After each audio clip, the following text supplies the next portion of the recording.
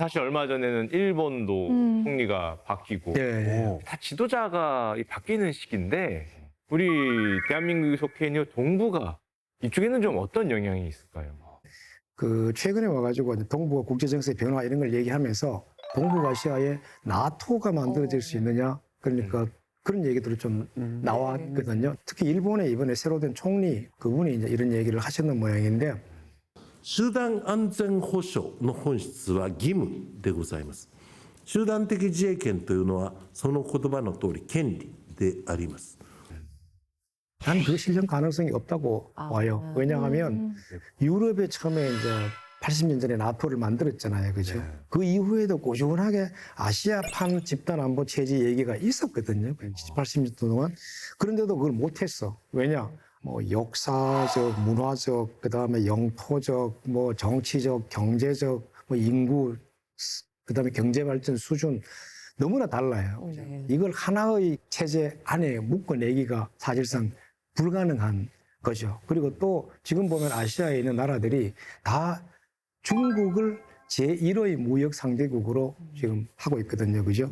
그러면 이 아시아 중국을 상대로 하는 집단 안보 체제를 만들기 위해 가지고 중국과의 무역 관계를 훼손한다?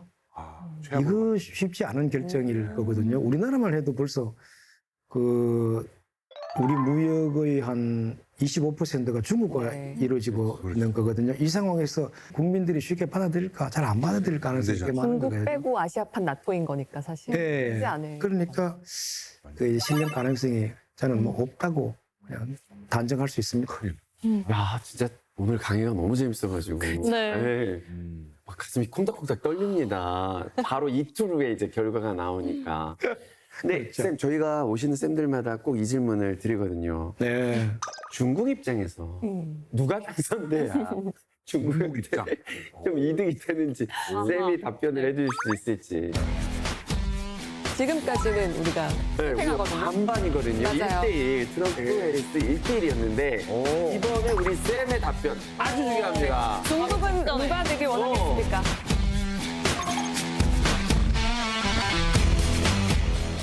아니, 중국은 그냥 아무도 당선 안 되면 제일 좋겠죠. 그냥. 그거 없잖아요. 중국을 왜 권위주의적이다. 그다음에 뭐 의사결정 과정이 좀 경직돼 있다. 이런 얘기들을 많이 하잖아, 그죠? 많이 하는데 내가 보기에는 중국이 아주 전략적이고 사고가 유연해요. 그리고 미국이 이렇게 노출해내는 약점이 뭔지 이 사람들이 엄청나게 정확하게 캐치를 해요. 그리고 그걸 잘 파고들어요, 그죠? 그렇기 때문에 이번에 대선을 그 결과를 두고도 뭐 각 두 후보의 장단점이 뭐지?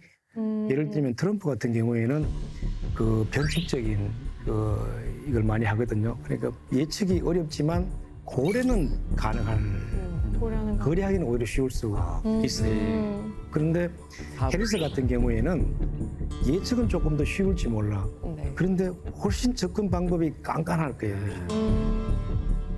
이런 접근 방법의 차이, 뭐 이런 기본 자세의 차이, 이런 것들, 스타일의 차이, 이런 것들이 있으니까 이쪽이 되면 어떻게 대응하고 이쪽이 되면 어떻게 대응한다 이런 접근을 하고 있을 거거든요.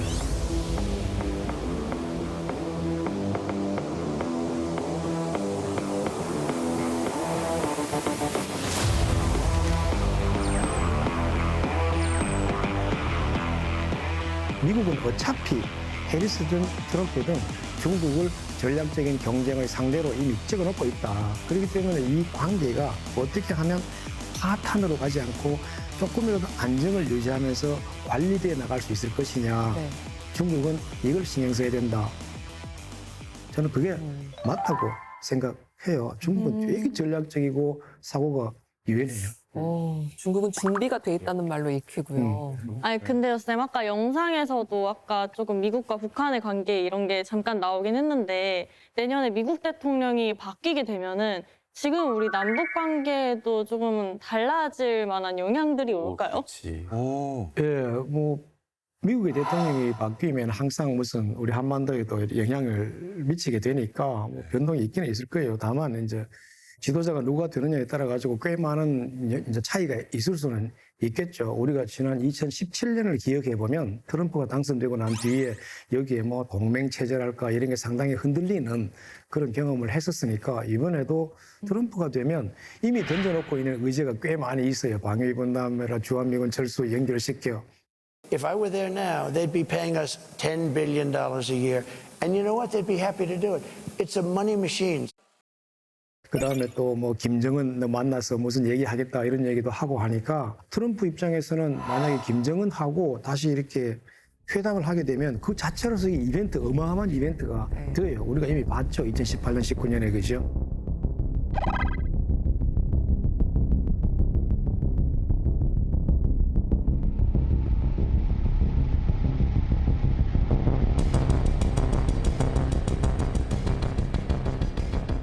해리스 같은 경우에는 외교에 대한 경험이 그렇게 많지가 않고 하기 때문에 자기의 스타일을 찾기 위해 가지고는 시간이 좀 필요할 거예요. 해리스가 되면 뭐 오바마 때 했던 걸 우리 전략적 인내라고 얘기하거든요. 전략적 인내 그걸 1.0이라고 보면 바이든 때 했던 거를 전략적 인내 2.0이라고 볼 수 있고 해리스가 들어와 가지고 또 뭐 한다 하더라도 그거는 전략적 인내 3.0 정도가 되지 않을까. 전략적 인내 3.0이 되는 거는 한국도 참 그렇게 좋은 거 아닌 것 같아요. 그 지난 오바마 8년 동안, 바이든 4년 동안 북한 핵 문제도 해결되는데 진전이 전혀 없었고 그냥 북한의 핵무력은 계속 증강만 되고 이렇게 했기 때문에 이게 또다시 4년이 더 계속된다? 이거 별로 그렇게 좋은 것 같지는 않아요. 그러니까 한국 정부가 여기에 대해서 어떻게 대응을 해나갈지 신경을 좀 써야 되는 거고 우리가 당사자니까요. 예, 어느 쪽이 되든지 간에 한국 정부는 지금 정신 바짝 차리고 여기에 대응을 해야 될 것 같다 하는 생각이 드는 거죠. 모두 그냥. 와, 진짜 오늘 미국 대선을 정말 단 이틀 남겨두고 이렇게 방송 수업에 가져봤는데 지금 각종 방송에서 아마 전망들을 마구마구 내놓고 있을 거예요. 근데 네. 저희는 이 미국 대선을 통해서 미국이 어떻게 변화하고 있고 어디를 향해 가는지 이 말씀을 들을 수 있어서 굉장히 의미가 깊었다고 생각을 합니다. 자, 그래서 마지막으로 우리가 어떤 마음가짐으로 대비를 해야 될지 한번 고견을 여쭤봐 보겠습니다. 예, 뭐 정신 바짝 차리면 되는 거죠, 그죠? 맞아, 그래라. 예, 이렇게 화이팅하고 이렇게 하면 되는 건데 현대 대한민국은 그 아시는 대로 미국이 2차 대전을 끝내고 난 다음에 우리가 정부 수립을 했고 그 이후에 보면 미국이 만들어 놓은 자유무역 질서, 자유민주주의 이 속에서 우리가 성장을 쭉 해왔거든요. 한미동맹도 쭉 우리 곁에 있었고 이런 상황에서 한국이 한 70년, 이렇게 60년 이렇게 성장을 해왔기 때문에 우리에게는 이 환경이 너무나도 익숙하고 이 환경이 바뀔 거라고 하는 생각을 못하고 있는 것 같거든요. 그런데 지금 분명히 우리가 지금까지 얘기했다시피 바뀌고 있어요. 지금 한미 간의 의지가 이렇게 떠올라 있는 것도 보십시오. 미국은 제조업체를 하겠다 그러지. 그 다음에 또 북한 핵 문제도 나와가 있지. 그 다음에 한국 보고 방위 분담 뭐 이런 걸 강화하라 그랬지. 그죠? 그럼 한국은 여기 어떻게 할 거냐. 그럼 미국하고 협의를 다 해야 될 거 아니에요. 그죠? 이 많은 것들을 한 군데 모아놓고 이제 크게 미국하고 한번 이렇게 협의를 해야 될 준비를 우리가 갖춰야 될 것 같다는 게 있고요. 그다음에 그 최근 우리 정부가 전환기에 하고 있는 게 미국과 일본하고 이렇게 관계를 이제 강화해 나가는 거 집중해 왔지 않습니까? 그죠? 그런데 그것만 가지고는 나는 부족하다고 생각해요. 그런 말이 있죠. 그 친구는 가까이 두라. 그런데 적은 더 가까이 두라. 그런 얘기 있어요. 우리는 중국도 경제적으로도 많이 필요한 것 같고 러시아도 바로 우리 북쪽에서 북한하고 연결해가면서 우리에 대해서 협박도 막 하고 그렇게 해요. 그러니까 북한하고도 우리는 적어도 대화의 소통 이런 거는 이제 해야 된다라고 생각이 들고 세계 초강대국 미국이 바뀌면 그 환경이 세계 곳곳에 다 미치는 거니까 우리가 해야 될 제일 중요한 거는 이게 바뀐다라고 하는 것, 바뀌고 있다라고 하는 거를 인식을 하는 거예요. 그죠? 그래도 나는 이거를 비교적 이제 낙관을 하는데 뭐냐. 여기 보니까 위기라는 말을 이렇게 올려놨지 않습니까? 위기를 엄청 크게 쓰셨어요. 정말 위기인가 봐요. 야, 저 한자 이렇게 크게 보는 거 처음입니다. 진짜 확 다가오네요, 위기가. 이 위자가 뭐냐 하면 위험하다라고 할 때 위자잖아요. 네. 그 다음에 기자가 뭐냐? 기회라고 할 때 저 기자를 저렇게 쓰거든요. 새로운 틀을 만들 수 있는 어떤 시간이기도 한가 봅니다. 그러니까 위험이 있는 곳에 우리가 이 위험만 보지 말고 기회를 봐라. 기회를 봐라. 틀림없이 기회가 있는 거거든요.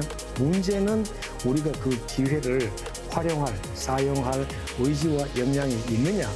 그렇게 이제 바뀌어 나가야 된다라고 하는 걸로 뭐 우리가 어떻게 해야 될지에 대해서는 제가 말씀드릴 수 있을 것 같습니다. 감사합니다. 네, 고맙습니다. 지금까지 우리가 경험하지 못한 질서가 옵니다. 4개월 동안 돌풍을 일으킨 해리스냐, 4년 동안 절치부심한 트럼프냐, 미국의 선택 주목을 해주시고요.